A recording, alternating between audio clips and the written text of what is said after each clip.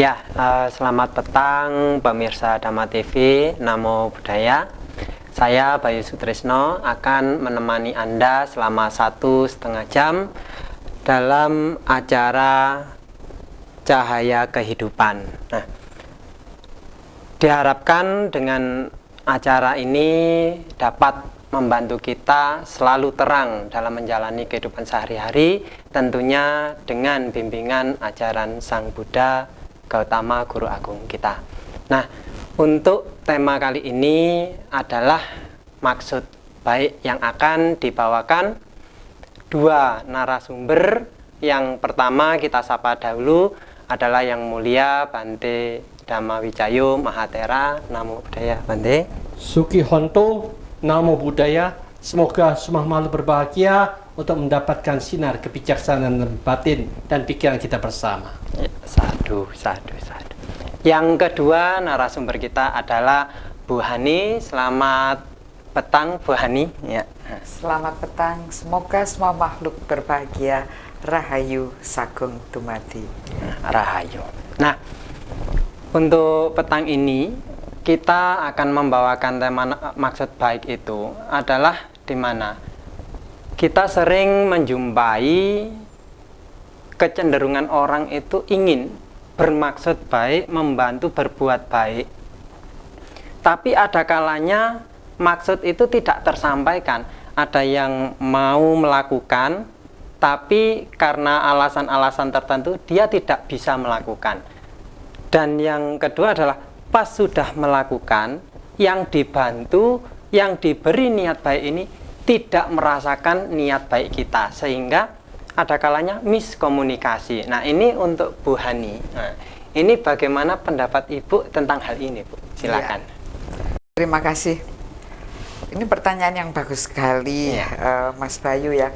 Jadi sebenarnya di dalam kehidupan sehari-hari kita ini, kita tuh sering bertemu dengan maksud-maksud baik. Semua orang kan sebenarnya maksudnya baik ya. Tetapi maksud baik saja bila tidak dibarengi dengan kebijaksanaan, dengan kesadaran, dengan smart, juga akan menjadi maksud buruk. Misalnya saja di dalam keseharian kita, bila kita ini berkendara, saya ini punya maksud baik untuk berhenti karena di depan saya ada pejalan kaki. Jadi karena saya mobil, saya berhenti. Ketika dia berhenti, tidak memberi sign dan sebagainya, si pejalan kaki ini berjalan terus, maka mobil di belakangnya yang lewat. Kira ada apa? Nah, ketika mobil di belakang ini lewat, maka tertabrak. Justru maksud baik tanpa dibarengi dengan tindakan ya.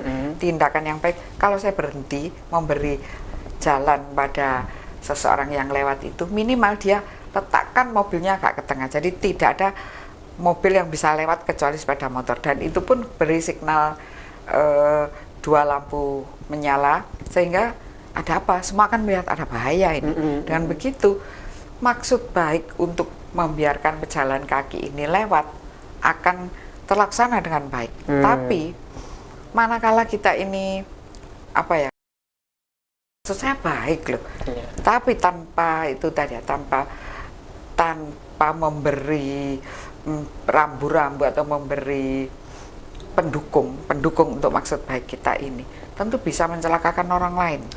Dan itu sering sekali kita lihat di mana-mana. Kita lihat di mana-mana, maksud saya itu baik loh, maksud saya itu menolong dia, ternyata dia mempunyai pikiran saya menghina dia. Misalnya sering itu, Bu. Ya, misalnya saya datang ke rumahnya teman gitu ya, membawa uang, membawa bingkisan karena melihat dia sakit, tidak punya uang, saya tahu. Kemudian saya datang ke sana. Ini ya saya beri, mungkin cara memberi saya itu dengan kesombongan.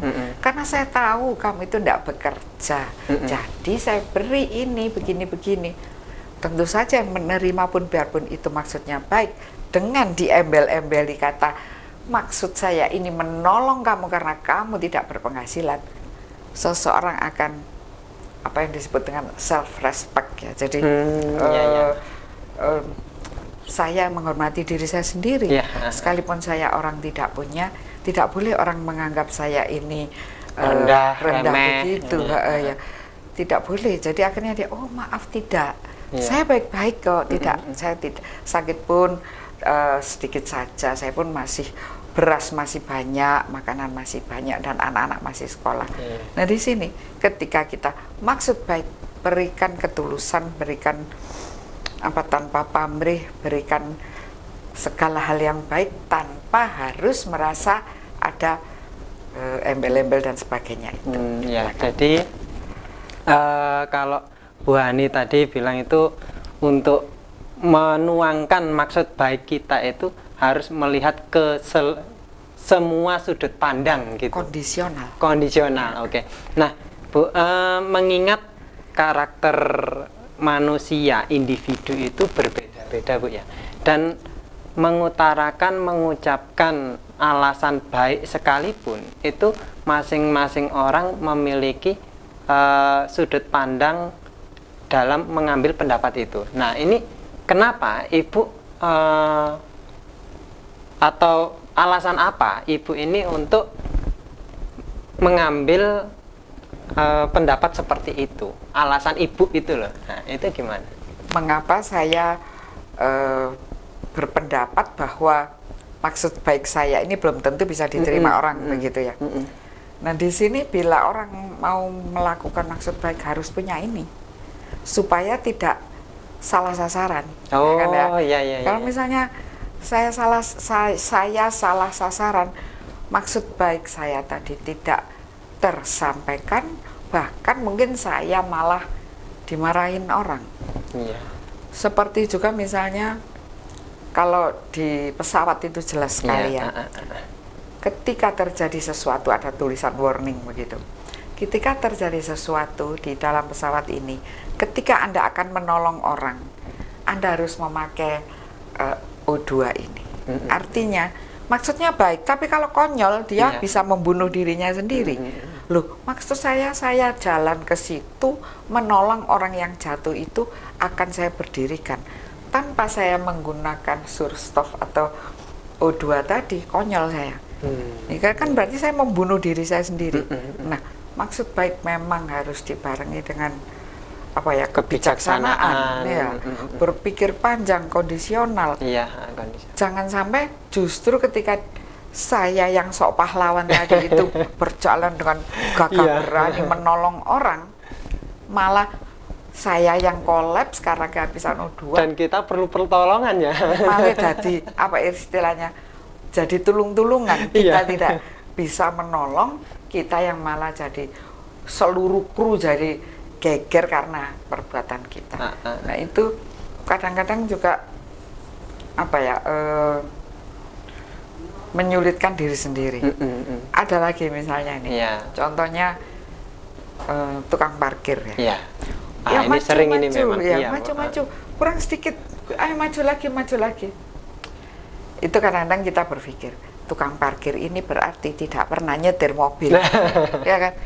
Kurang 10 cm, apakah kita ini kaki, hanya 10 cm bisa maju tanpa, padahal kalau kita maju sedikit 10 cm itu begitu sulitnya untuk menyelaraskan mesin dan bodi mobil untuk 10 cm maju itu dengan berbagai injak gasnya itu itu sangat kadang-kadang ya maklumlah, tapi kadang-kadang sudah gini aja mereka marah, ditata tidak mau, padahal maksud saya ini baik, tapi begitu nanti mobil ini betul-betul dimajukan dan nabrak pagar depan, dia juga tidak bertanggung jawab. Nah, jadi maksud baik yang mana? Maksud baiknya si tukang parkir untuk supaya rapi tadi sebenarnya juga sangat membahayakan mobil yang mau parkir. Jika tidak dibarengi kebijaksanaan itu tadi. Maksud baik saya nuruti tukang parkir tadi maju 10 cm karena mobil ini tidak terbiasa saya dengan ini mobil ini karena jarang pakai mobil ini misalnya, itu ya berbahaya. Kalau memang kurang 10 cm, oke, ayo didorong, mending bilang gitu. Kebijaksanaan sama-sama ya. 10 cm, oke, kita dorong tak nol, ayo depan diganjel sekian kan, ganjel oke 10 cm, tak selesai. Jadi jangan kadang-kadang apa ya, kadang-kadang kita itu menata namanya yang kebijaksanaan itu juga bingung. Karena kadang maksud baik kita ini berbenturan dengan keadaan, dan di dalam keseharian, di dalam dengan tetangga, dengan teman, para karyawan, anak buah, dengan guru murid, itu banyak sekali benturan-benturan maksudnya baik. Maksud saya baik apa? Saya nyuntuh supaya saya dapat nilai bagus. Maksudnya baik. Lalu saya membahagiakan orang tua saya karena saya sudah disekolahkan, jadi saya nyuntuh supaya saya bisa dapat nilai bagus. Apa ini maksud baik? Jadi sangat. Kalau mengenai nilai tadi Bu ya, nah ini saya jadi teringat kasus di mana orang tua dan anak itu memiliki dunia berbeda. Orang tua ini maksudnya baik, mendidik anak, menyekolahkan anak agar tidak mengalami apa yang dialami orang tuanya, ya toh. Tapi orang tua ini pendidikannya ini maksimal SD, tidak pernah mencicipi bagaimana pendidikan SMP, SMA atau kuliah. Yang diketahui adalah lek anakku sekolahnya dhuwur, nah, kalau anak saya sekolahnya tinggi, hidupnya akan lebih nyaman dari saya. Tapi dunia anak berbeda. Nah, ibu ini atau orang tua ini nggak tahu dunia saya tertekan terus. Nah, ini maksud baik yang disampaikan oleh orang tua seperti ini. Menurut ibu bagaimana? Itu apakah sudah dengan kebijaksanaan atau masih dalam jadi ataukah masih dalam jadi kita stop dulu ya, karena ada yang ingin lewat dulu. Tadi kita terpotong oleh durasi, jadi kita sambung di segmen berikutnya. Terima kasih. Namo Buddhaya. Ya, pemirsa Dhamma TV, tadi sudah ngobrol sama narasumber kedua kita, Bu Ani. Kita coba menanyakan ke Yang Mulia Bante Dhamma Wicayo Mahatera. Bante, tadi sudah disinggung sedikit mengenai maksud baik dengan Bu Hani tadi. Nah, dikatakan kalau kita ada niat baik atau maksud baik terhadap seseorang atau tempat, ini kita harus bijaksana. Nah, ini kalau menurut Bante secara Buddhis itu bagaimana, Bante? Ya, secara Buddhis itu sangat-sangat simpel dan sederhana. Siapapun juga memahami maksud baik adalah permainan pikiran kita pribadi, juga permainan pikiran mereka semua. Maka itu permainan antara yang di luar maupun yang di dalam ini, bagaimana kita bisa mensinkronkan untuk supaya kita bersama-sama untuk menjaga tetap damai, tetap tenang, tetap bersih.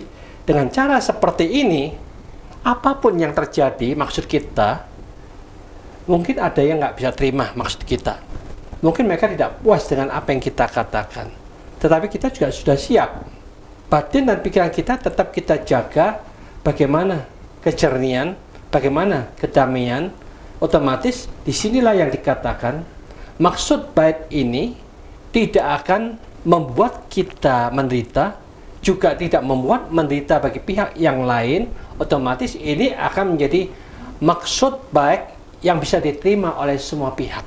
Tetapi kalau maksud baik kita berdasarkan ego, aku harus begini, semuanya ikut sesuai dengan apa yang aku perintahkan, ini namanya ego kita ikut main. Maka dari itulah yang dikatakan kita masih belum bisa mengharmonisasikan di dalam pikiran kita, tetapi kita hanya memikirkan kepentingan kita pribadi sehingga egonya yang main. Maka itulah yang dikatakan percekcokan, ketidakpuasan, ketidakcocokan yang sering terjadi karena masing-masing orang menggunakan egonya masing-masing. Kebanyakan umum seperti itu sehingga kedamaian tidak terwujud, percekcokan terjadi, otomatis pertengkaran di mana-mana akan terjadi. Alangkah indahnya kalau kita bersama-sama sudah bisa membuat diri kita siap bagaimana mengendalikan pikirannya, bagaimana kita bisa membuat kita harmonis dalam diri kita, dan masing-masing menjaga quality batin kita otomatis tidak ada yang akan bisa dipengaruhi dengan keadaan pikiran yang bagaimanapun juga.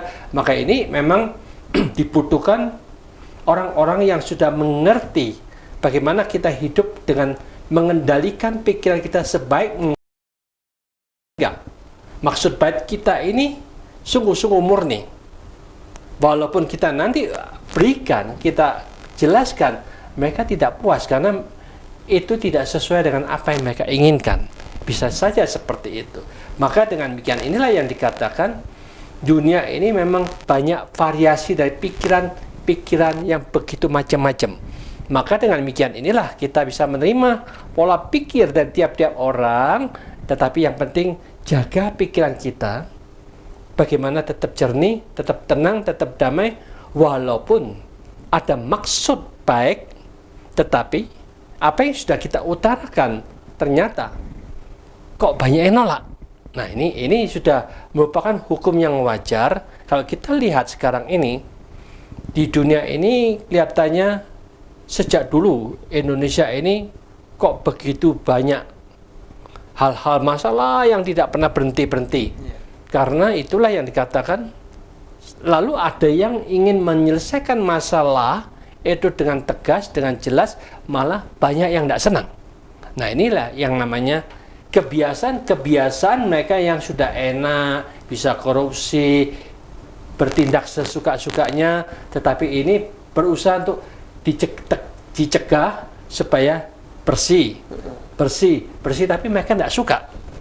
Itulah yang menyebabkan terjadi pertentangan, percekcokan yang terjadi di dalam manapun juga. Maka dengan demikian inilah yang dikatakan perlu juga diingat, mereka itu selalu menggunakan agama untuk mendiskreditkan pihak yang lain. Tetapi kalau kita lihat, baru kita terima WA tadi, banyak orang-orang selalu menggunakan kata-kata kafir. Ternyata mereka yang ngomong itu tidak ngerti. Kafir itu artinya menutup kebenaran. Jadi yang koruptor tidak senang kalau dia dihalangi, jangan melakukan seperti itu lagi. Lakukan dengan bersih dan jelas. Nggak suka mereka. Tetapi mereka katakan, oh mereka gini. Seolah-olah dia mau membela dengan agama mereka. Maka dari itu yang dikatakan seorang kafir, seorang yang namanya koruptor itu pun juga bisa dikatakan kafir. Karena mereka menutupi kebenaran. Karena mereka tidak mau terbuka. Maka dari itulah yang dikatakan, siapapun yang dikatakan kafir-kafir itu adalah mereka yang koruptor, penjahat-penjahat, yang selalu menutupi supaya tidak ketahuan. Nah, otomatis kalau itu artinya daripada kafir, bukan berarti mereka yang bukan agama Islam. Semua orang penjahat-penjahat itulah kafir.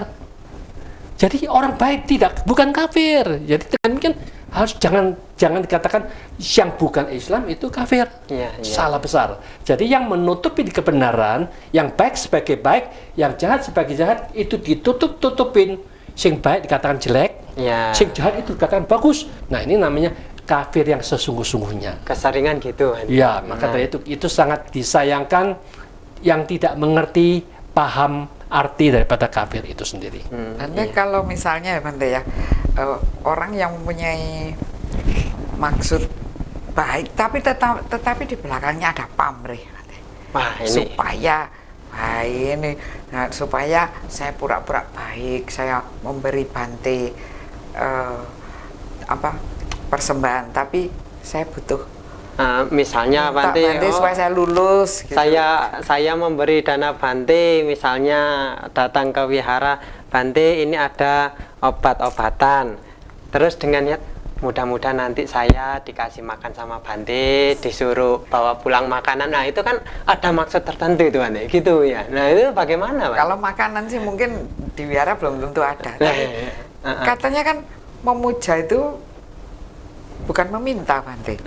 Ya, kalau misalkan ya saya memuja Bante, namo buddhaya, semoga Bante sehat, semoga banyak berkah dan sebagainya. Tetapi kan saya tidak, kalau memang minta restu, oke lah. Tetapi saya tidak, tolong ya Bante, doakan terus loh Bante. Tolong loh Bante, doakan terus loh Bante nanti.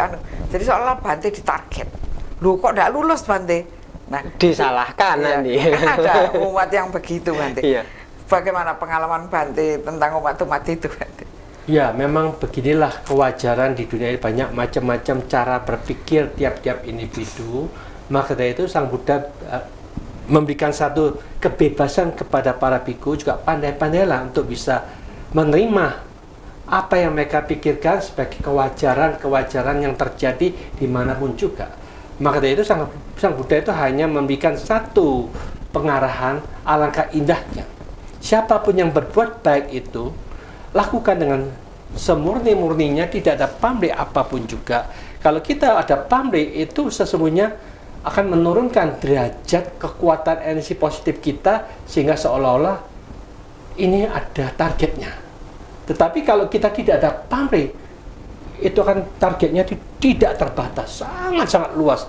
Jadi dengan melakukan sesuatu kebajikan dengan tanpa pamrih itu akan menjadi sarana apapun yang kita cita-citakan itu akan terwujud dengan tidak kita duga-duga. Tetapi kalau kita ada target jelas, tegas, itu malah membatasi kita terbatas, sehingga seolah-olah ini merendahkan quality apa niat baik kita yang kita lakukan ini, akhirnya jadi lebih rendah lagi. Maka dengan demikian itu sangat disayangkan kalau kita mengerti bahwa melatih berbuat baik itu juga melatih untuk mengurangi egoisme kita. Karena kita tahu egoisme itulah yang menyebabkan kita tambah lama tambah menderita. Tetapi kalau kita melepas egoisme, melepas tidak ada target apapun juga dengan sebebas-bebasnya, ini berarti sudah melepas untuk membebaskan kita, membiasakan tidak menderita, bebas dari penderitaan. Itulah tujuan yang sangat tinggi dan sangat mulia, tetapi mereka tidak sadar. Sehingga yang dituju hanya yang terlihat sesuai dengan maksud niat mereka itu. Jadi inilah yang dikatakan ego mendorong mereka ke sana, sehingga seolah-olah itu merupakan kewajaran yang terjadi di dalam masyarakat, karena memang pola pikirnya hanya sampai di situ.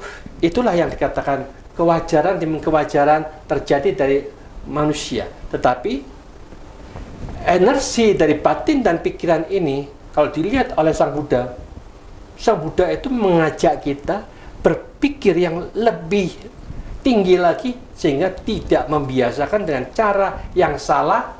Pikiran yang salah itu bisa menyebabkan kita kecewa, bisa menyebabkan kita menderita, bisa menyebabkan kita tidak puas dengan apa yang telah diberikan itu. Otomatis ini akan membiasakan mereka akan tambah menderita terus-menerus. Maka dari itulah yang dikatakan bagaimana cara berpikir yang sangat dahsyat, yang di luar kebiasaan, sehingga cara berpikir inilah hanya orang yang telah mencapai tingkatan yang tinggi berpola pikir seperti itu, sehingga kita juga mengikuti cara yang tinggi, tidak ada pamrih sama sekali, sehingga kita merasakan berbuat baik dimanapun juga kita merasa plong, merasa enteng, merasa ringan, tidak ada tekanan dimanapun juga, sehingga itu akan menjadi kekuatan yang sangat dahsyat. Ego kita juga makin lama makin berkurang, sehingga merasakan kebebasan dimanapun juga kita sedang latihan seperti ini. Energi kebiasaan untuk membebaskan dari konsep apapun juga, itu akan membuat kita lebih cepat bebas dari semua masalah. Berarti dalam penggunaan atau pengaplikasian maksud baik ini, ya ini kayaknya terpotong lagi Bante ya. Nanti disambung lagi pemirsa, tetap di Dhamma TV karena akan disambung setelah segmen berikut. Ya, kembali lagi ke Dhamma TV, kita sambung ke Bante tadi. Tadi Bante mengatakan, menerangkan ketika kita ingin mengaplikasikan tentang niat baik atau maksud baik ini, menurunkan ego, mengendalikan pikiran dan mengembangkan energi positif Bante. Nah, ini secara teori mungkin ada banyak orang yang oh gitu. Nah, tapi untuk prakteknya itu loh Bante, itu tidak banyak orang yang mengerti. Itu harus bagaimana Bante untuk bisa mendapatkan energi positif dalam pengendalian pikiran dan ego. Ya, inilah yang dikatakan banyak di dunia ini tidak memahami cara teknik yang diajarkan oleh beliau-beliau yang punya IQ yang sangat tinggi, kemampuan teknologi cara berpikir yang luar biasa, sehingga itu hal yang wajar. Mereka tidak memahami. Maka dari itulah yang dikatakan, di dalam menjalankan apapun juga di dunia ini, marilah kita paham. Carilah sesuatu yang simple, sesuatu yang sederhana. Selama itu, apapun yang kita akan mengucapkan, apapun yang akan kita lakukan, itu kalau tidak merugikan, tidak membahayakan, dan tidak membawa penderitaan bagi siapapun juga, disinilah yang dikatakan itu boleh dilakukan. Tetapi kalau itu, apapun yang mau kita ucapkan, apapun yang akan kita lakukan, ternyata menyinggung sesuatu.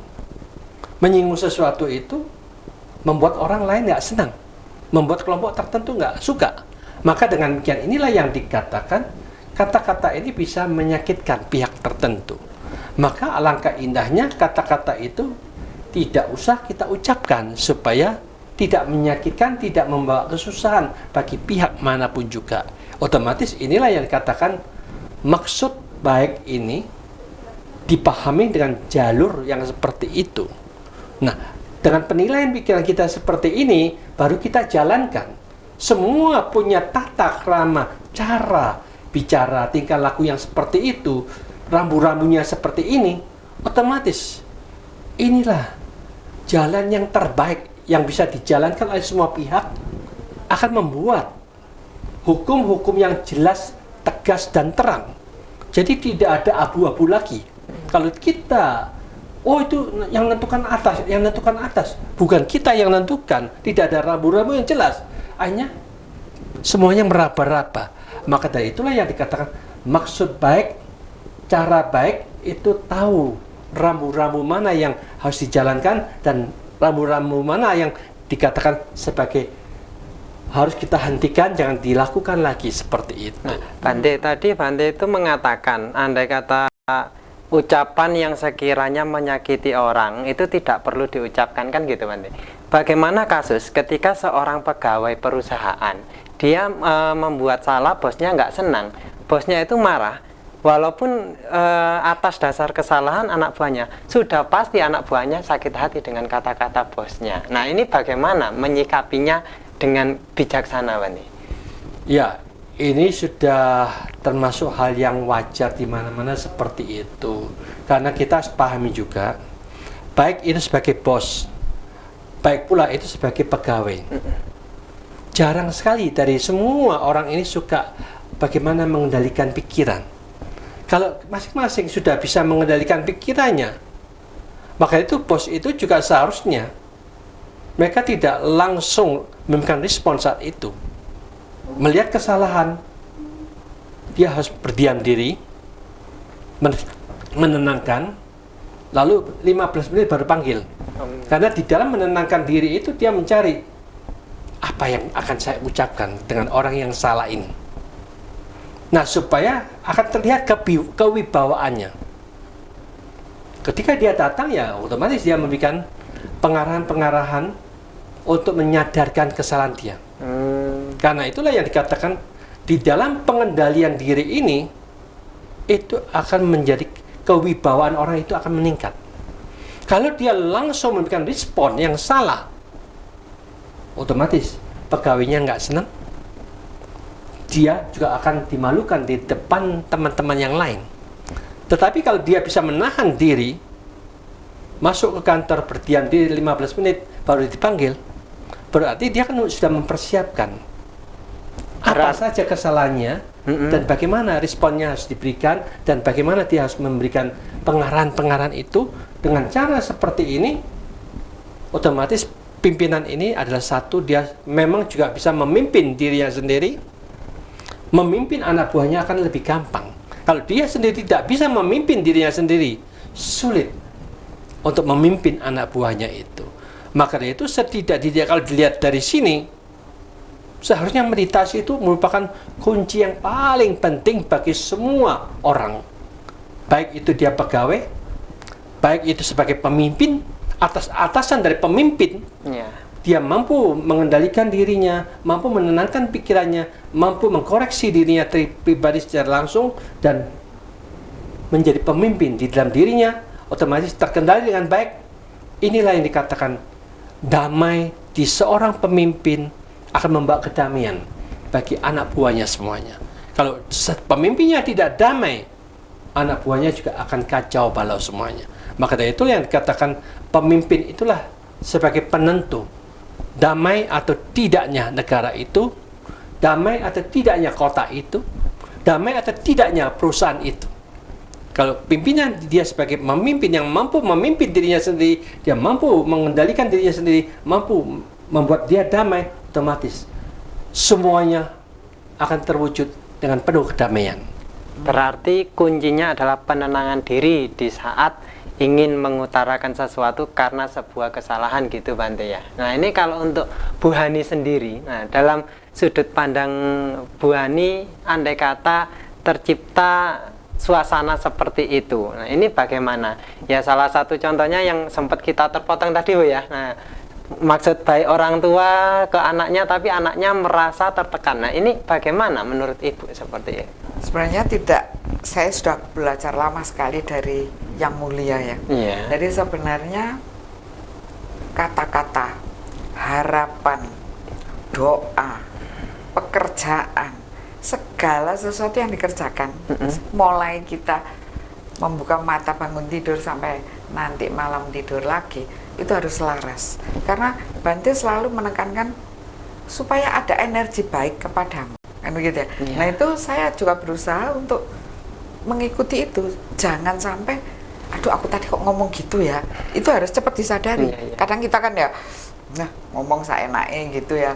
Tapi ketika itu alangkah baiknya dicoba untuk kembali, aduh maaf saya tadi kenapa saya begitu, kenapa saya begini. Bila orang itu selalu self correction ya, selalu melihat pada dirinya, saya jangan salah, saya jangan begini. Itu Bante selalu mengatakan di situ akan ada energi positif. Energi itu kekuatan.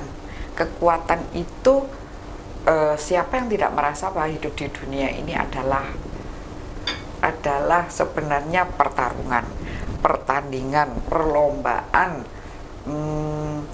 kesengsaraan katanya ya. Hidup adalah sengsara, penderitaan sampai rumahnya ditulis pondok derita. Itu banyak sekali kita melihat. Berarti hidup ini perjuangan kan gitu. Tetapi manakala kita punya apa yang disebut energi positif yang selalu diajarkan dari Yang Mulia ini, maka hidup itu easy going. Hidup itu menjadi gampang. Jadi seseorang ketika sudah mengerti ya cara mendapatkan energi positif, melaksanakan supaya energi positif tidak menurun, supaya energi positif bertambah-tambah. Di situ Bante luar biasa di dalam membimbing umatnya untuk mengumpulkan energi positif. Cuma kami para umat ini kadang bodoh aja. Belum pinter gitu loh. Kenapa tuh Bante, saya marah loh Bante, saya tadi ya energimu berkurang sedikit, kamu tidak kuat lagi. Sebenarnya kok tego Bante itu akan mengatakan begitu ya. Tapi ya Bante itu dengan kebijaksanaan, dengan apa ya, gaya bicaranya yang penuh lemah lembut itu membuat umat ini senang dan bahagia. Padahal energi positif itu untuk menangkal penyakit juga luar biasa. Nah, tadi Bu Hani mengatakan kita itu harus self correction ya tadi ya. Nah, melihat diri sendiri. Tapi ketika kitanya seperti itu, kita sudah melihat diri sendiri, saya kalau mau begini harus gini kan gitu. Tapi ketika yang dihadapi kita, misalnya ibu parkir salah misalkan, atau enggak parkir nabrak, itu pas mau marah tukang parkir karena ibu self correction nggak jadi marah toh. Tapi tukang parkirnya dia ini justru karena mungkin gugup, takut atau khawatir, langsung memutar balikkan fakta langsung ke ibu. Bu, ini karena ibu nggak nuruti saya. Nah, ini menghadapi seperti itu gimana? Itu juga dibutuhkan kebijaksanaan. Jangan sampai di dalam kita melihat kondisi. Kalau seseorang yang bijaksana, maka akan mengatakan, ya sudahlah, nggak usah, udah biar toh ya. Ketika kata marah, saya bertengkar sama tukang parkir. Toh mobil saya sudah penyok. Ya, buat apa? Toh dia tidak mungkin. Saya bawa ke polisi. Ya. Keadaan ini juga tidak ada satu hukum yang mengatakan bahwa si tukang parkir bertanggung jawab. Saya kehilangan energi saya, padahal saya mau siaran. Sudah banyak ide yang terkumpul, tetapi habis di parkiran. Ketika saya duduk di depan kamera, saya masih ingat-ingat hal yang tadi. Bante selalu mengatakan jangan pernah melihat ke belakang, sekali-kali aja lihatnya. Kayak spion gitu kan. Tepatlah. Tapi karena saya marah Bante ini tadi, waktu saya sudah bertengkar saya sama tukang parkir. Nah, kita masih melihat ke belakang. Nah, di situ kebijaksanaan itu coba ya tadi ya self correction. Dengan self correction, saya marah pun mobil saya penyok. Saya tidak marah, mobil saya juga seperti ini. Ya, jadi oke lah. Fine. Oke, Ibu tahan dulu ya Bu ya. Nah, jadi kita akan lanjutkan di segmen berikutnya. Ya pemirsa, tetap di Dhamma TV, kita akan lanjut di segmen berikutnya. Ya, kita ketemu lagi pemirsa Dhamma TV. Tadi Bante sempat menyinggung agar ketika kita mampu mengaplikasikan niat baik kita dengan penuh bijaksana, kita harus mengembangkan pikiran positif dan bisa menenangkan pikiran di saat kita mau marah, kan gitu Bante. Nah, tapi hal ini tidak sembarangan orang bisa untuk melakukan hal demikian Bante. Nah, mungkin Bante bisa menjelaskan secara Buddhis bagaimana kita bisa dengan mudah ini ngontrol pikiran ini tadi dulu Bante, ngontrol ego ini tadi dulu Bante. Itu Bante, silakan. Sesungguhnya itu kan merupakan satu hukum alam. Manusia itu diciptakan oleh kebiasaan demi kebiasaan tiap-tiap individu. Maka kebiasaan itulah yang menciptakan mereka bagaimana. Maka itu kalau kita masing-masing orang ini tidak pernah membiasakan untuk mengendalikan dirinya, disinilah sulitnya. Sulitnya dia tidak akan terkendali. Maka dari itu, tetapi kalau mereka sudah melatih tiap-tiap orang itu, katakanlah, tidak usah banyak-banyak, 15 menit tiap pagi dan 15 menit tiap malam, mereka sungguh-sungguh mengendalikan pikirannya seperti bagaimana kita mengarahkan pikiran hanya diarahkan ke nafas terus-menerus, terus ke sana, ke nafas terus-menerus. Disitulah yang katakan lari sini, lari sana, tarik lagi ke nafas. Ini namanya melatih untuk mengendalikan pikiran, untuk membiasakan dan nafas kita di situ tanpa mereka sadari. Sesungguhnya mereka sedang melatih untuk mengendalikan dirinya. Maka dengan cara seperti ini, siapapun juga yang melatih dengan serius selama 1 bulan penuh, nanti dia akan bisa ada perubahan yang sangat dahsyat, memiliki kemampuan pengendalian diri, dia akan lebih calm, lebih terkendali, otomatis dia tidak akan menjadi orang yang cepat emosi, cepat marah, semuanya akan berkurang karena mereka mau melatih dirinya untuk membiasakan mengendalikan dirinya. Inilah yang dikatakan pengendalian diri itu bukan bisa didapatkan dengan meminta, tetapi pengendalian diri itu didapatkan dengan melatih untuk membiasakan bagaimana kita bersama-sama mengendalikan diri kita. Otomatis itulah yang dikatakan jalan yang sangat jelas yang telah diberikan oleh Sang Buddha dan bisa dirasakan oleh semua orang, tetapi harus datang membuktikan masing-masing di dalam diri mereka masing-masing. Kalau mereka mau menjalankan, baru mereka mendapatkan hasilnya. Kalau mereka tidak percaya, tidak mau menjalankan, tidak ada perubahan. Untuk orang yang emosi, cepat marah, mereka akan tetap seperti itu. Maka satu-satunya jalan memang harus menyediakan waktu.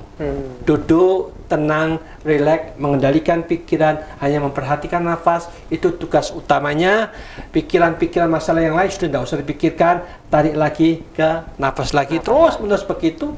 Inilah yang dikatakan latihan yang sangat-sangat simpel, sederhana, 15 menit pagi dan malam tapi manfaatnya luar biasa dalam 1 bulan penuh. Itu Bante kalau ya, bukan silakan, Buddhis, Ibu. Bante. Sesungguhnya bukan menjelaskan dia Buddhis atau tidak Buddhis. Ini menjelaskan bagaimana kita melatih pikiran kita. Kalau kita tidak pernah melatih pikiran dalam pengendalian, dalam arah yang tepat, di dalam memfokuskan apa yang harus kita kerjakan, selamanya mereka tidak tahu bagaimana mengendalikan pikiran, bagaimana mengarahkan pikiran, bagaimana memusatkan pikiran, otomatis malah amburadul.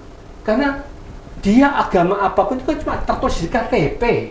Yang penting pikirannya terkendali tidak. Dia tahu tidak arah pikirannya. Dia tahu tidak bagaimana menenangkan gejolak pikiran. Kalau dia tidak tahu caranya, selamanya dia punya agama, hanya KTP-nya yang beragama, tapi otaknya bingung sendiri. Kacau, karena kita jujur aja, banyak agamawan itu tidak tahu jalan untuk mencapai kedamaian untuk diri pribadi. Sehingga wajar mereka itu tidak merasa puas dengan kondisi mereka itu. Maka dari itu kalau dia mampu menjaga pikirannya, mampu menemukan titik kedamaian dalam batin dan pikirannya, mereka kan sudah menemukan kebahagiaan. Tidak perlu mencari kebahagiaan yang di luar. Maka dari itu orang yang masih mencari kebahagiaan yang di luar, sesungguhnya mereka masih belum menemukan jalan kebahagiaan itu. Gitu, Bante ya. Jadi nyarinya di dalam, Bante. Lu ya, otomatis Sang Buddha yang mengatakan nati santi paramang sukam. Tiada kebahagiaan yang melebihin kedamaian dalam batin dan pikiran kita. Tetapi yang lain lagi, makin banyak istri makin bahagia. Nah itu, jadi belum menemukan kebahagiaan dalam dirinya, dia akan mendapatkan kebahagiaan kalau punya istri ribuan.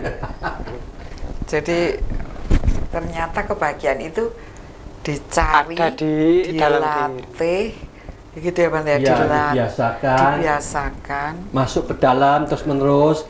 Apa itu namanya hening, damai dan jernih dalam batin dan pikiran. Disitulah kesejukan, kedamaian, keindahan akan muncul dengan jelas dalam batin dan pikiran kita. Ini Bante, saya teringat pas waktu saya kecil, saya sering mendengar kalimat seperti ini.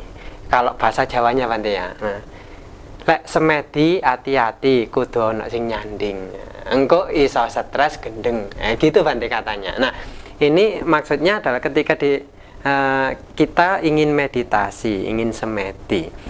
Katanya dulu anjurannya harus ada guru agar tidak gila katanya. Nah, ini yang dikatakan Bante 15 menit di pagi hari, 15 menit di malam hari. Apakah ada resiko demikian juga, Bante? Susah, Bante, nanti kalau ada resiko seperti itu, Bante. Kita harus memahami siapakah yang bisa jadi gila, siapakah yang bisa kesurupan. Ternyata orang gila adalah orang yang tidak mampu mengendalikan pikirannya. Orang yang bisa kesurupan adalah kesadaran yang lemah. Ketika kita memahami kuncinya ini, kalau kita sudah bisa mengendalikan, tahu arah pikiran, pengendalian pikiran kita, ke nafas terus menerus, dan memusat ke sana, sadar di sana.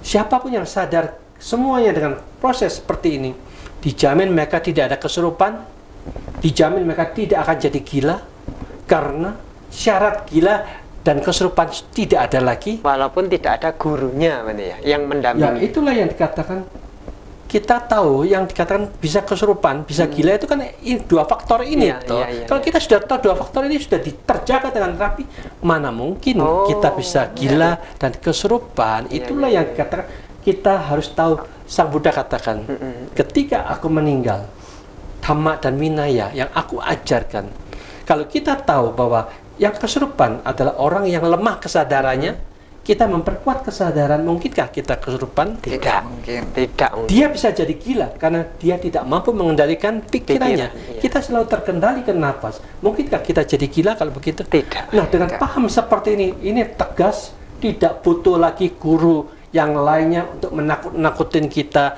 Peganglah dua faktor ini, selama itu tepat, benar, sadar, terkendali, aman semuanya.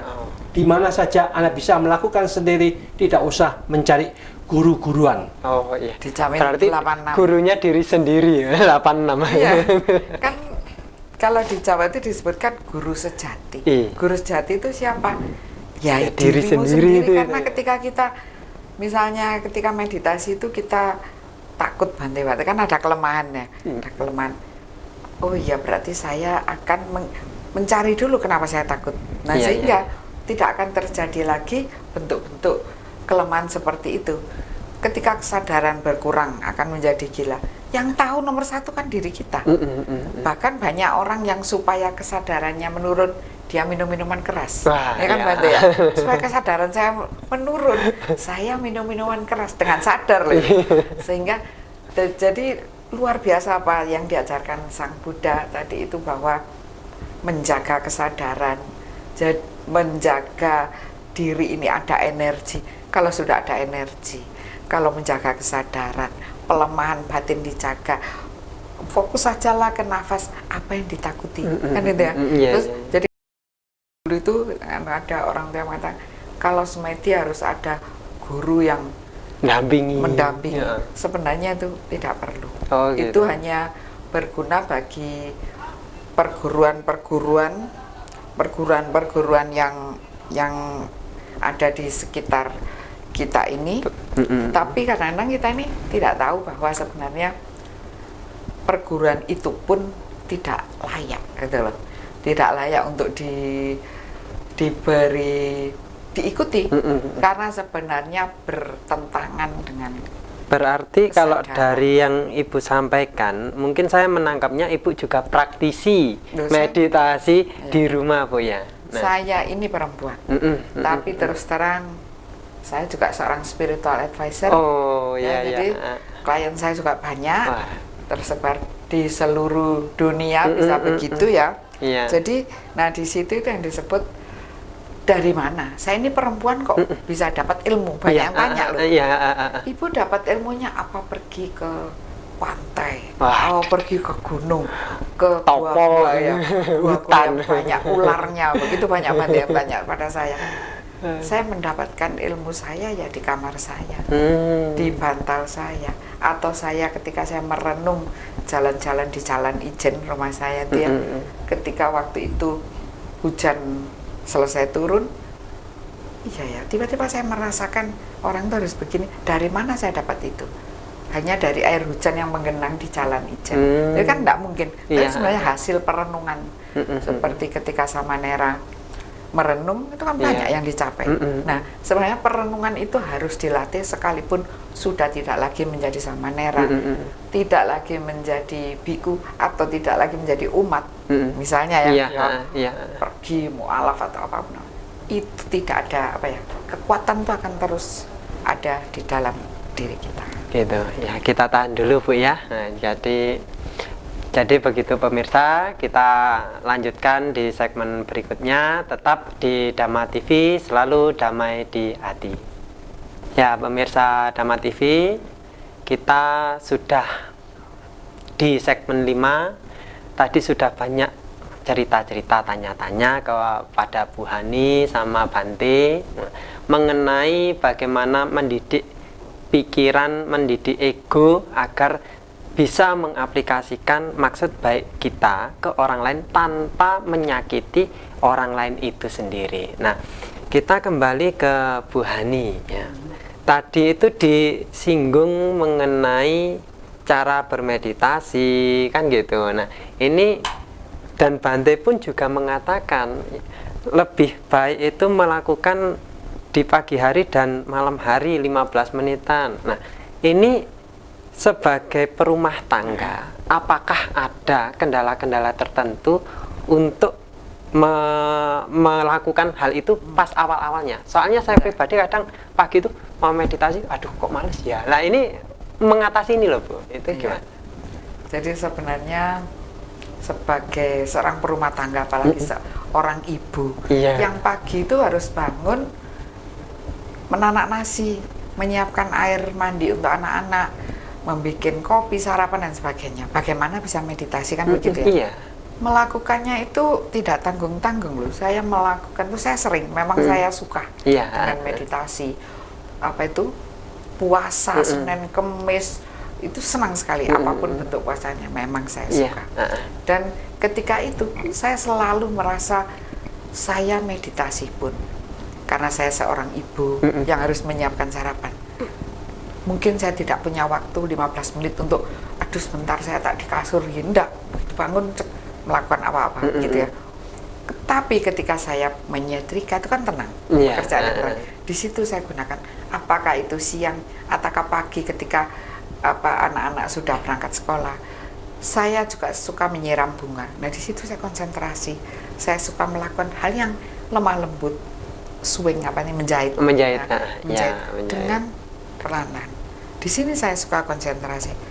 Bila saya harus betul-betul meditasi, rasanya banyak sekali waktu saya ketika saya harus diam. Misalnya saya duduk, kebetulan rumah saya tinggi, melihat gunung atau apa yang jauh, saya lihat aja diam, sudah senang. Dan itu kemudian kalau Bante mengatakan ada kesejukan di dalam hati, ayam tentrem, itu saya dapatkan. Itu ayam tentrem itu lebih dari mendengarkan waduh musik yang katanya begini begono ya. Lebih dari kalau kita katanya membahui ruangan yang harum, tetapi ketika kita diam aja, itu aduh, bahkan ada kata-kata dari ini orang-orang Belanda yang bilang ya, ternyata hening itu indah. Jadi hening, ketika kita merasakan keheningan itu indah. Tetapi ketika hingar-bingar, kita juga terbawa loh. Terbawa tidak senang gitu. Orang-orang yang sudah melatih keheningannya ya, ketika melihat debat di televisi yang yang tidak bermutu, itu selalu saya akan menghindari ini. Saya tidak suka ini. Lebih baik saya membuat diri saya tenang karena saya tahu jawabannya. Biasanya kan debat itu tidak ada tahu jawabannya, hanya mengatakan ini begini, ini begitu. Saling sanggah tapi nggak ada solusi. Iya, tidak ada solusi. Tetap semua ada di DPR dan Jokowi. Berarti kan untuk mengatasi kemalasan tadi itu harus menyenangi ya. Nah, jadi menyenangi, setelah menyenangi, mendalami, mempraktekkan dalam kehidupan sehari-hari. Akhirnya begini, itu menjadi kebutuhan. Kebutuhan. Jadi ketika malas ya, sebagai seorang berumah tangga. Tapi rasanya kan ya kasihan anak-anak, dia nggak bisa sekolah kalau saya malas. Karena saya penggerak di rumah itu.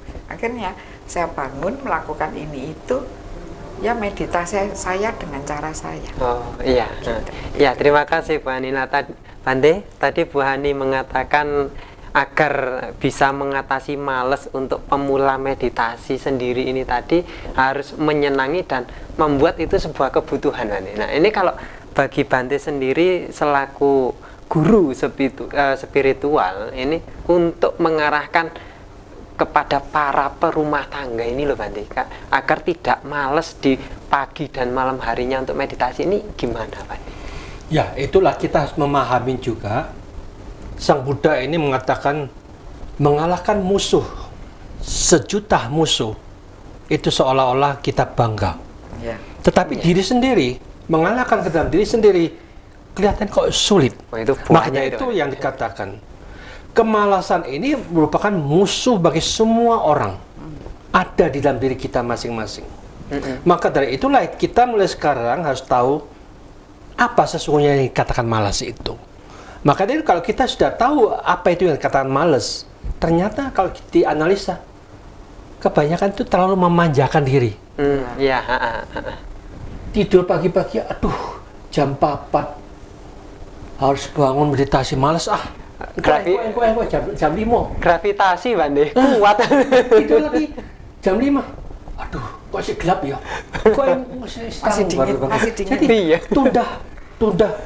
menunda dirinya sendiri, akhirnya kita dipermainkan oleh waktu, permainkan oleh pikiran kita. Orang yang sadar akan dirinya sendiri, aku kalau sudah tentukan bangun jam 4 dimanapun juga, keadaan apapun juga harus aku lawan, harus tegas. Aku harus mengalahkan diriku sendiri, harus bangun saat itu. Nah ini namanya disiplin di dalam diri sendiri, otomatis akan mengalahkan diri sendiri terus-menerus seperti ini, dilatih seperti ini. Akhirnya dia, tanpa mereka sadarin, dia sudah mampu menjadi pemimpin bagi diri sendiri. Otomatis inilah yang nantinya akan membuat mereka bisa mampu mengalahkan kemalasannya, mampu memanfaatkan waktu, mampu menentukan apa sesungguhnya tujuan istirahat. Istirahat sesungguhnya adalah menghilangkan rasa lelah, capek, untuk bangun lagi, berjuang lagi, untuk melakukan tugas yang bersama. Bagaimana kita menggunakan sisa hidup kita bersama ini, menemukan berlian yang sangat berharga yang telah diberikan oleh Sang Buddha, supaya kita membangkitkan 3 berlian itu muncul, berkembang dengan sungguh-sungguh di dalam batin dan pikiran kita. Kalau kita sudah bisa demikian ini, kemalasan bisa kita atasin dengan rajin kita bangun. Otomatis ini setidak-tidaknya sudah ada waktu pagi kita ada meditasi. Demikian juga nanti malam, tidak ada alasan apapun juga, kita sudah kerja, sudah ini itu, aduh capek, ngantuk. Bagaimanapun juga, saat itulah yang dikatakan, mampukah kita mengatasi rasa ngantuk kita? Kita harus tentukan 15 menit kita latihan meditasi di malam hari. Harus ya. Kalau kita ada keharusan seperti ini, berarti kita mendisiplin ke dalam diri sendiri untuk menjadi orang yang mampu menaklukkan kemalasan itu, supaya kita disiplin. Otomatis ini akan membuat kita pagi 15 menit, malam 15 menit, ternyata aku bisa. Jadi intinya itu untuk bisa mengalahkan malas ini harus disiplin gitu Bante ya, harus penuh tekad. Nah terus gini Bante, sudah disiplin, sudah tekad. Nah, pertanyaannya apakah untuk pemula ini benar-benar harus 15 menit ataukah ada paling enaknya dispensasi berapa menit ya untuk pemula? Saya pemula loh Bante, 15 menit itu terlalu lama. Apakah ada dispensasi yang lain? Terus untuk objeknya, apakah harus keluar masuk napas Bante? Nah, itu Bante. Sesungguhnya kita paham juga, dia umat awam atau dia sebagai rohaniwan itu tidak menjadi masalah. Yang jadi masalah itu adalah sampai di mana pengertian kita, pemahaman kita, bahwa sesungguhnya melatih meditasi itu adalah kita dibiasakan untuk melatih memanfaatkan waktu sebaik-baiknya. Kalau bisa memang meditasi itu dijalankan setiap detik. Karena apa? Karena kita masing-masing itu punya kondisi yang sama. Pikiran kita itu hanya ada 2 faktor, tiap saat muncul positif atau negatif, terus begitu. Kalau kita banyak negatifnya, berarti kita condong gelisah, takut, bingung, kecewa, frustasi, kacau, stres. Itu terus muncul, itu berarti dominasi negatif kita kuat. Mengapa kita punya dominasi seperti ini? Karena kita tidak ada keberanian untuk merevolusi mental, merubah. Ini musuh yang paling berat, kita biarkan.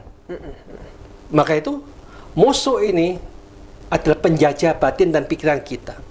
Maka kita harus revolusi, buang semuanya sampah, ganti model baru, untuk bagaimana kita bisa memiliki cara berpikir yang terbarukan setiap detik. Kalau kita mampu menciptakan pikiran terbarukan setiap detik, di situ otomatis tidak ada kekuatan negatif muncul dalam pikiran kita. Kenapa? Karena kita sudah punya arah yang jelas. Kedua, kita punya pegangan yang jelas. Dan kita 3 punya tujuan yang jelas. Kalau kita tidak tahu arahnya, tidak tahu pegangannya, tidak tahu tujuannya, ya pikiran kita amburadul terus seperti itu. Maka pegangan ini adalah kita bersama-sama, aku mau jadi manusia yang tersadarkan. Karena Buddha itu artinya sadar.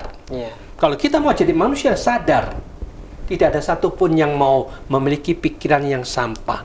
Gelisah, takut, bingung, kecewa, kacau, frustrasi, stres itu sampah semuanya.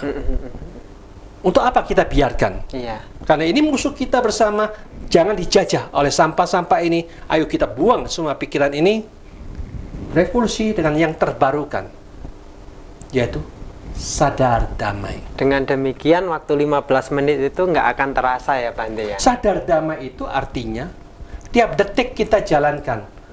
Sadar damai, sadar damai, sadar damai. Dimanapun juga kita jalankan, Ya, disitulah tenang dan damai akan kita. Oke Bante, kita tahan dulu Bante. Kayaknya ini juga makin lama makin menarik. Pemirsa Dhamma TV, ini kita juga sudah saatnya untuk berhenti dulu di segmen berikutnya. Tetap di Dhamma TV, selalu damai di hati. Ya, kita berjumpa lagi di Dhamma TV. Tadi sudah sudah banyak yang kita bicarakan mengenai maksud baik ini tadi, dari pengembangan meditasi sampai pengembangan energi positif menyenangi dalam kehidupan sehari-hari. Nah, ini mungkin Bu Hani mungkin ada pesan-pesan untuk pemirsa di rumah, pemirsa Dhamma TV di rumah, karena kita sudah segmen terakhir ya Bu ya. Nah, ini bagaimana agar bisa selalu terkondisi untuk mengaplikasikan niat baik ini tadi, maksud baik ini tadi, tanpa mengurangi atau memberi perasaan-perasaan tidak nyaman kepada pihak lainnya. Gimana Bu? Ya. Untuk mempunyai maksud baik yang terkondisi agar menjadi real, menjadi nyata di dalam kehidupan sehari-hari, sehingga orang pun akan merasa baik juga gitu si penerimanya. Tentu nomor satu itu adalah batin kita sendiri, diri sendiri ini. Kalau Bante tadi itu mengatakan yang direvolusi itu diri sendiri, jangan merevolusi orang lain dulu. Jangan mengatakan, ayo sudah saya minta direvolusi, ya nggak mungkin tuh. Diri sendiri dicoba untuk direvolusi, artinya mental pikiran kita ini dinolkan lagi dengan kata-kata, kalau Bante tadi mengatakan jangan pernah ada sakit hati, benci, serakah, suntuk, menangis setiap hari, putus asa, khawatir, gelisah, hati-hati ya. Khawatir, gelisah dan sebagainya itu bisa mendatangkan penyakit, karena orang yang gelisah, orang yang khawatir, orang yang sedih, orang yang dendam, orang yang marah, itu energinya itu menjadi negatif, menjadi berkurang energi positifnya, kekuatannya. Dia itu energinya menjadi negatif, kekuatannya juga ke arah negatif, karena terus di situ ya. Hati-hati, penyakit ini dari makhluk-makhluk yang tidak bahagia juga banyak dari energi negatif. Dia akan ketemu match ya, match bendingnya, connecting, dia bisa masuk ke dalam tubuh Anda sebagai penyakit yang bersemi karena diterima. Sebenarnya penyakit itu banyak di sekitar kita, tapi ketika dia akan memasuki kita, kita sama sekali tidak match dengan itu ya. Ya, tidak match, maka tidak ada connecting, tidak ada bending, tidak ada hubungan, kita jauh dari penyakit. Jadi bisa dibilang pada ujungnya itu adalah eling lan waspodo.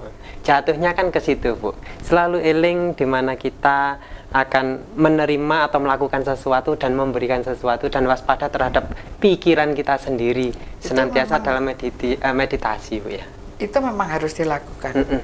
Tetapi dan waspodo ini memang basis ya, atau pendukung dari maksud baik. Tetapi maksud baik sendiri ini kadang-kadang juga salah jalan ya. Jadi gini, maksud baik saya ingin berdana.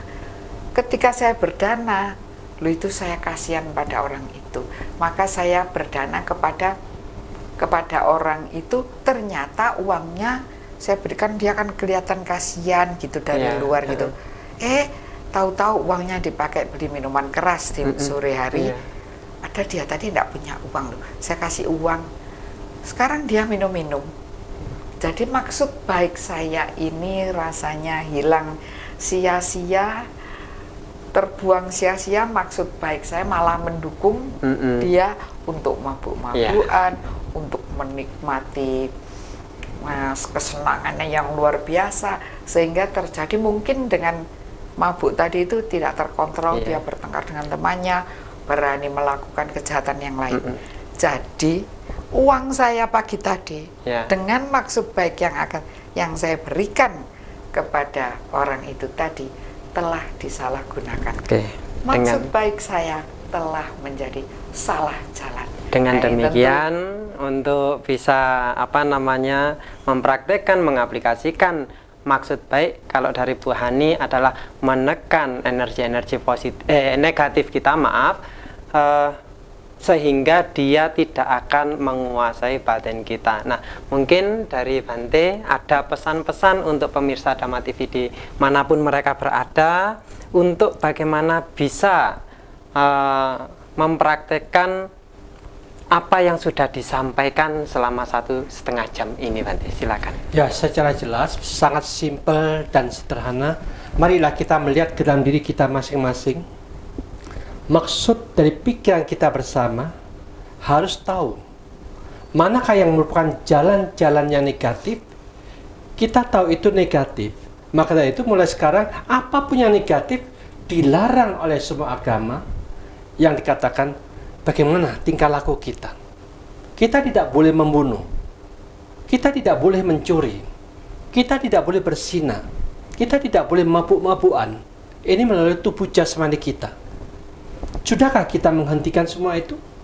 Ataukah kita masih melanggarnya?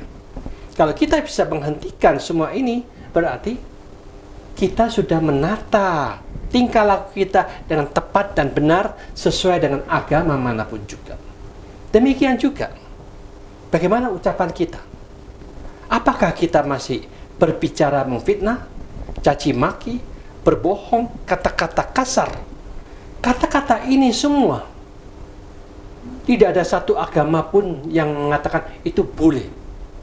Tetap merupakan larangan, tidak boleh dibicarakan. Terhadap siapapun juga, yang negatif tetap negatif, yang busuk tetap busuk, jadi tidak bisa ditutup-tutupin. Maka dari itu, ucapan ini, marilah kita hentikan yang negatif, kita arahkan yang positif, yang berguna, yang bermanfaat, yang berfaedah. Siapapun yang bisa menjalankan ini, maksud kita, siapapun yang memiliki tingkah laku yang baik, memiliki ucapan yang baik dan benar, mereka itulah sesungguhnya bukan kafir lagi. Mereka yang sudah melaksanakan semua agama, tidak ada penutup yang menutupin kejelekannya lagi. Jadi sudah terbuka. Yang ini kafir, yang suka berbuat jahat. Yang ini bukan kafir, karena dia tidak menutupin kebenaran, mengikuti jalan yang benar. Maka Anda yang mana? Apakah Anda sebagai kafirnya? Ataukah Anda yang bukan kafir, yang mengikuti jalan yang benar dan baik ini? Otomatis disitulah yang dikatakan secara bermasyarakat sosial ini. Kalau kedua faktor ini dijalankan dengan tepat, yang kafir kita hentikan, yang bukan kafir kita jalankan bersama-sama, otomatis kita tidak ada yang ditutup-tutupin. Jalan terang, jalan yang benar kita laksanakan. Tetapi yang menjadi masalah adalah pikiran kita. Karena agama yang tidak pernah menunjukkan teknik, cara berpikir yang benar, yang baik, yang berguna, yang membawa kedamaian bagi pribadi maupun bagi semua makhluk yang lainnya, sama sekali tidak pernah dibahas. Marilah kita bersama-sama, marilah kita mulai sekarang lihat ke dalam pikiran kita. Sudahkah kita bersama-sama tiap detik pikiran sudah punya pegangan, punya arah yang tepat, dengan selalu menyebutkan Putho, Putho, Putho. Putho itu artinya bijaksana yang luar biasa, sadar yang luar biasa, sehingga mencapai kesucian yang luar biasa. Itulah yang akan muncul dan berkembang, sehingga Sang Buddha katakan tiap-tiap batin dari semua makhluk dia sudah memiliki sifat dasar kebudaan.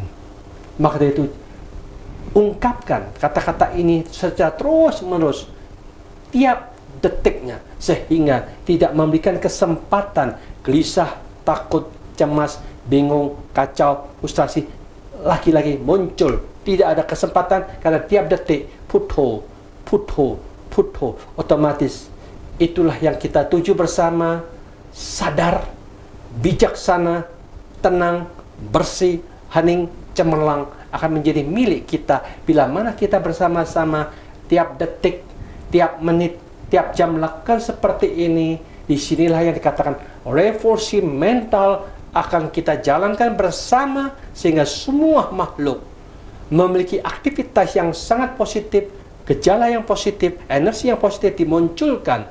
Ini akan menciptakan terang benderang di malang raya ini. Semua makhluk merasakan energi positif yang terpancarkan dari tiap-tiap orang setiap saat mengucapkan putho, putho, putho. Ini akan menjadi dasar untuk mencapai ketenangan dan keheningan. Dan lagi pula, ternyata kita masih bisa mengembangkan yang dikatakan bagaimana meningkatkan kebijaksanaan kita supaya kita bersama-sama tahu arah pikirannya membawa kita penuh dengan kebencian, jangan diarahkan lagi. Arah pikiran yang membawa kita menuju arah penuh dengan keserakahan, jangan diarahkan ke sana lagi. Demikian juga keserakahan dan kebencian bisa muncul karena kita ditutupin oleh kegelapan, ketidaktahuan, tidak menggunakan cara berpikir kita.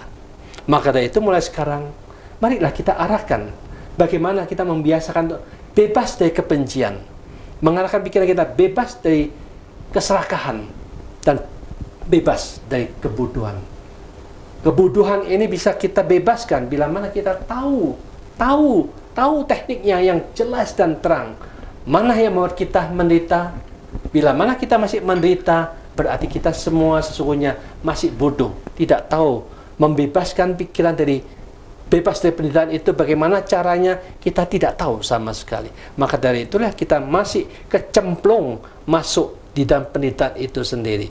Maka mulai sekarang, marilah kita bersama-sama latih biasakan bebas dari semua penderitaan. Di sanalah yang dikatakan maksud baik kita untuk menemukan berlian yang sangat berharga di dalam kebebasan itu, jernih, hening, tenang, cemerlang. Di sini yang dikatakan cahaya kehidupan muncul di dalam batin dan pikiran kita yang membawa kita damai dan bahagia. Itulah yang sangat berharga akan kita dapatkan bersama. Semoga semua makhluk hidup berbahagia. Demikian pemirsa Dhamma TV, perjumpaan kita yang selama 1,5 jam di acara Cermin Kehidupan ini telah berakhir. Semoga dengan apa yang disampaikan dengan Bu Hani sama Bante Dhammawicayo Mahatera bisa bermanfaat bagi kehidupan Anda dalam sehari-hari, terutama dalam menuangkan maksud baik Anda tanpa merugikan banyak pihak dan banyak orang. Terima kasih, selamat petang, Namo Buddhaya.